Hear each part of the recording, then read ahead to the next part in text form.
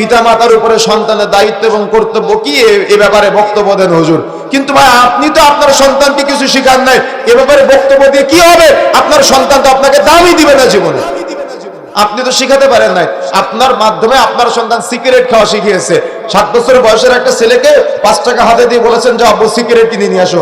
ওই 1 দিন যায়, 2 দিন যায়, 3 দিন যায়, 4 দিনের দিন বলে আমার আব্বু কি খায় আমিও একটু খাই, কি তাই না?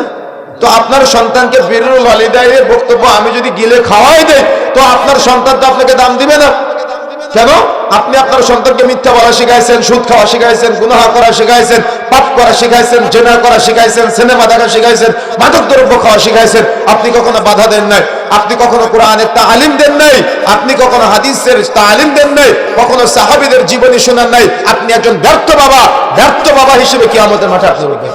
এজন্য সতর্ক হতে হবে, সাবধান হতে হবে। সন্তানকে আল্লাহর অস্তিত্ব সম্পর্কে এবং সন্তানকে সবকিছু সম্পর্কে জ্ঞান দেওয়া, এটা বাবা মা হিসেবে আপনার অন্যতম এবং নৈতিক দায়িত্ব।